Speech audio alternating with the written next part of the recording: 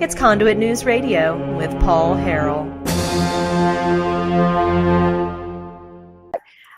I am excited today that we have with us Steve Anderson, the superintendent of Lake Hamilton Schools here in Garland County, Arkansas. Of course, we're broadcasting from the Gun Cave Indoor Shooting Range.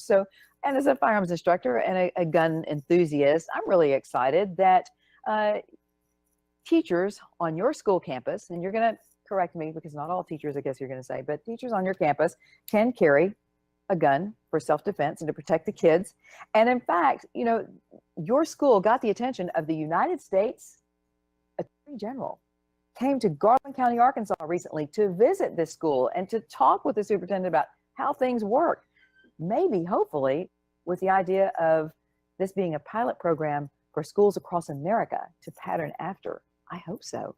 Well, it was quite an honor to meet the Attorney General from the United States, from come to Piercy, Arkansas, right? To hear about a program we've had in place for 25 years, long before we heard much about school shootings. Actually, our school board and school administration put a program in place when the gang and violence issue in Little Rock was gaining national attention. Right. And so they. Because of where we're located, Jan, we're located in a spot where our law enforcement is provided by the Garland County Sheriff's Office, and they do a great job, wonderful job. But they've got a whole county to cover. Right. And where we're located, we're talking 20 to 30 minutes for a response time. Sure. So 25 years ago, the school board and administration at that time, I wasn't involved with that, but they found a little known law that let them get a license through the state of Arkansas as a private security company and let them hire a armed security guard to be on campus. That was much more economically feasible than a professional SRO with the Sheriff's Department. Right. We have one now, it's first year, but that's over $60,000. That's a teacher and a half in the school budget. But we do have an SRO on campus. Officer Ricky Huffman is doing a wonderful job. But back then, you didn't see a lot of SROs because of the response time. And because we're the largest school in Garland County, our school board felt like we needed a way to protect our students and our teachers. And so they took advantage of this law. Besides having a uniformed and armed officer who was basically an armed security guard, there were a number of school administrators that were licensed through the Arkansas State Police and trained, and they were private security officers. So they go beyond the training of just the concealed handgun license, or they have to go through a different program. A different program, much like Burns, HARP Security, various different foreign security or private security companies would be, and we had that license. Political differences of opinion on armed people on school campus hit the airwaves, and there was some political challenges and legal challenges, and eventually the Arkansas General Assembly took care of that problem. And they came up with a new license, and this is my license right here. This is a commissioned school security officer license, and it requires 60 hours of training, specific training in a number of areas, and for your initial license. And then every 2 years you have to be recertified, get this new the license renewed, and it's an additional 24 hours. Okay. And can any teacher apply for this, or is it just people that the school district picks? In your previous segment, we talked a lot about local control, and that's really where we're at. Different school districts approach this different ways. My friends up in Clarksville, Arkansas, Dr. David Hopkins approached me a number of years ago and said, "Hey, I know you guys have a way to arm a certain number of people on your campus. What do you do?" And so I made him aware of the program and what we do. They took it a little bit further than what we have at Lake Hamilton. They arm 20-something administrators and classroom teachers. at Lake Hamilton, we don't arm classroom teachers. They do not have this, Okay. and that's a local decision by the school board and the administration. But again, it's a local decision. Now, see, if I was a teacher in your school, I'd say, well, I want to. I want to get. And you know, we do have some that say, hey, if you ever expand this, we would be interested. Mhm. You know, on the national front, we've heard a lot, and this gets so blown out of proportion of the way things really are. Mhm. You know, people talking about, oh, they're going to force teachers to carry guns. Nobody No. in my circle has ever talked about forcing anybody to do something like that. Right. But we do have a number of people on our campus that are trained, including myself. Currently, you know, those numbers change depending on our staffing, but currently we have 3 licensed educators, myself Mhm. and 2 other district level administrators that are around campus Right. that are licensed and trained. Then we have our uniformed security officers that are armed, licensed, and trained. And then we have an undisclosed number of non-instructional employees that are licensed and trained. And we form what we call an emergency response team. Mm-hmm. And people say, well, you think you're police officers or you think you're the SEAL teams. No, we don't. We know better than that. I've been famous saying some of my presentations, while we're not professional law enforcement, while we're not Navy SEALs, we're not military, we're a long ways from being Barney Fife also. Right. Hey, I can attest to that because I've seen a number of people from that school district. They've come to my range to practice and train, and those folks are serious. And I've seen this guy shoot. Can I tell people I've seen this? I've seen this guy shoot. Yes, You've helped me. Yeah, well, I did. I like to say I sort of trained you, but yeah, this guy. We have, just so you know, we have, and here at the Gun Cave, in addition to the live fire range, we have a shooting simulation system, which I wish, you know, every person in law enforcement, every person who, you know, who carries a gun in a business or in a school would get the opportunity to train on something like that, because it puts you in real scenarios. It, you know, big video screen, and all of a sudden, and there is actually an active shooter scenario on our system that I've seen you train in, and it's very difficult, but you got the bad guy in a high, you know, pressure situation. You know, I've been challenged before. I was doing a presentation in Biloxi, Mississippi just a few months ago, and I had a gentleman challenge me, what makes you think that you haven't been in combat, you haven't been shot at, what makes you think you would react? And I just have to say, I think my training prepares us. Mm-hmm. Like for a military or law enforcement, their training prepares them for those scenarios. And basically that's where we're at. We go above and beyond what's required by our license. Mm-hmm. We train, we come and we train some Mm-hmm. here. We also got down to another organization, Ed Monk. Mm-hmm. You may have known, Yes. know Ed Monk Sure. through the NRA. Sure. Ed has last resort firing range or shooting range down in Whitehall, Arkansas. Mm-hmm. We go down there every summer.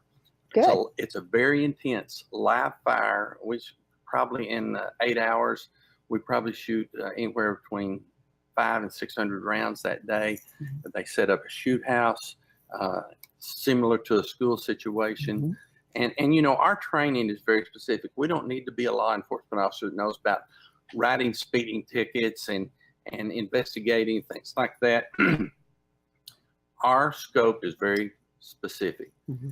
If someone is threatening the safety of our students or our staff, we respond to the threat. Right. And our job is specific. You respond to the threat and you isolate or eliminate that threat until the professional law enforcement officers can get there and take over.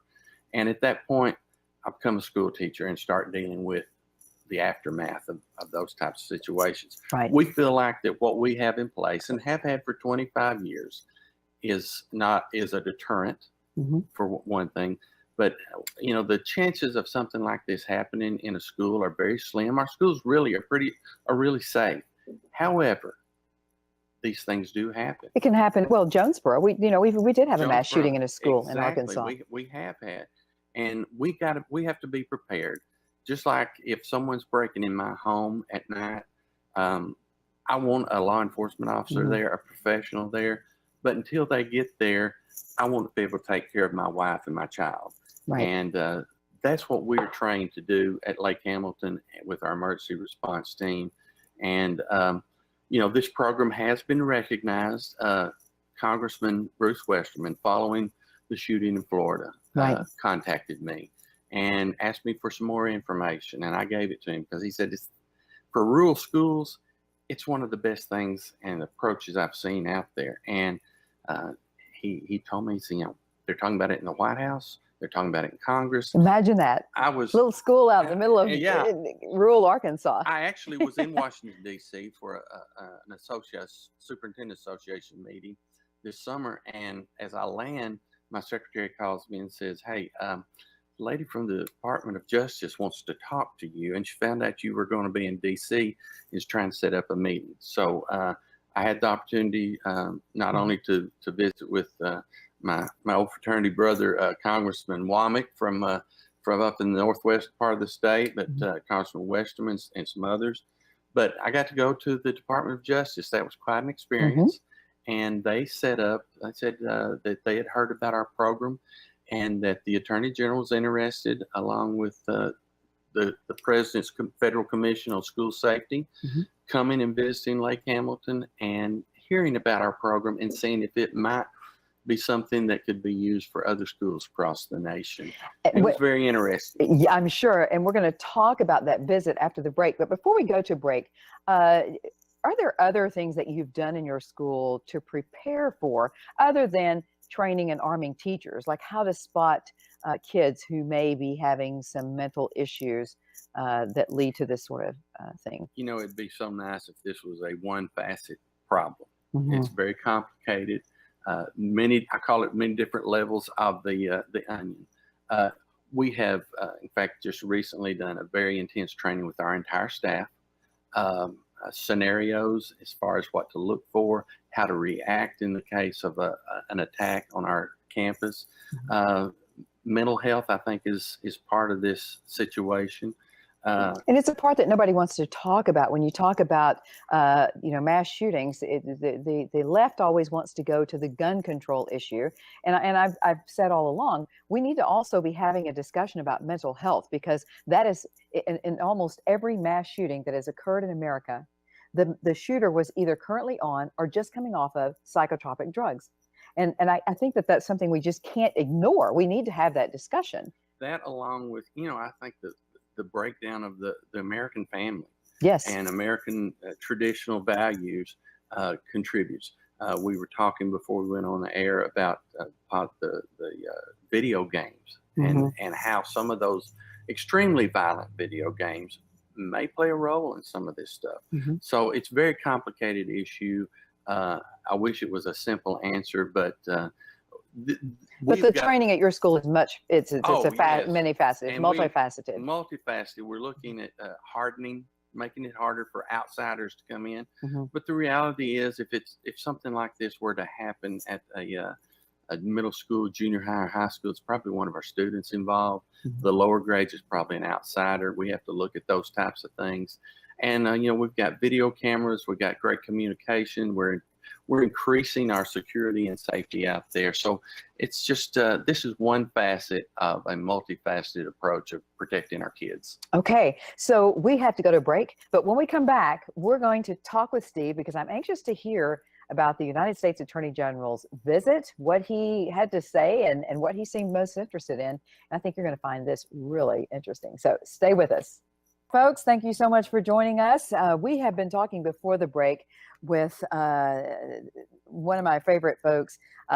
He's a superintendent of schools, Steve Anderson, superintendent of schools at Lake Hamilton. And we've been talking about the fact that they had a visit recently by the United States Attorney General because of a program they have which allows certain school personnel, a number of school personnel, in fact, he has said an undisclosed number, school personnel who are highly trained to carry guns on campus. So, I guess the United States Attorney General was interested and hopefully is going to turn this into something that schools across the nation can consider. But I want to know, how was his visit? What was that like? Well, I was surprised. Okay. To to begin with, Congressman Westerman had told me that in the White House and in the halls of Congress, they were talking about our program. And I actually was in D.C. and I saw him. He introduced me to other congressmen from different states, and said, "This is the guy that's in charge of that school I was telling you about." And so I thought, well, it's really happening. Well, then I got called to the Department of Justice, and they wanted to come visit. It suddenly became not a Lake Hamilton or even an Arkansas program because FBI, Secret Service, all kinds of police and law enforcement were there and basically took over. But Attorney General Sessions, I was pleasantly surprised. He put me at ease. He's from Alabama. Country boy from Alabama, but I didn't really grasp that at the beginning. And I said something to him about, you're in Piercy, Arkansas. I know we're a lot smaller. And he said, "Mr. Anderson, I grew up and graduated with 30 kids in my class." So he really put me at ease. Right. They were very interested in what we've done. And also understanding that what we say is our program is not right for everybody. For inner city schools, no. For schools that have quick response, law enforcement right there in their town, this probably wouldn't fit. But for rural schools in Arkansas and possibly for other parts of the country. I don't know. If I was a school teacher in an inner city school, I would beg to differ because as we saw in the Parkland shooting, the law enforcement was right there, but sometimes they're just not effective enough. And I, as a teacher, I wouldn't want to have to depend on someone else to save my life and my students' lives. I want the right to take care of them myself. Well, that's kind of the way our school district 25 years ago, our board said, we want to put some people in place that we know that they're going to be here with our campus, that are going to be here, that have quick access to who have attachments to these kids, who know these kids that aren't going to be trigger happy. Right. And I say to our staff when we're training, if we pull the trigger, we can't call that chunk of lead back. No. We know that even though there's a bad guy there, there's a lot of good kids, good guys out there too, good kids. So have you had a negligent discharge, or some people call it an accidental shooting? I have a problem with that because it's not an accident if your gun goes off and you didn't mean it to. 25 years. Any accidental shootings on your campus, but with teachers not being responsible with their firearms or administrators? No. And to that, we've never even had to draw one. But it's because your folks are armed is why you've never had to draw ones. But we're prepared to protect our folks. And folks from the Attorney General, from Homeland Security, from the Department of Education, from Health and Human Services, they were all there, as well as Congressman Westerman. People from the state government were there. And it was a very good meeting. We had parents, we had teachers represented, and were involved in the roundtable discussion with the Attorney General. And afterwards, the young lady that helped set this up through the Department of Justice sent me a text. Running out of time. Said it was very good. Good Reviews from the Attorney General. Good. Awesome. Well, I hope that he takes those reviews, and I hope that maybe we'll see teachers across America and administrators in schools across America be able to arm themselves to protect their school, to protect the kids, and to protect themselves.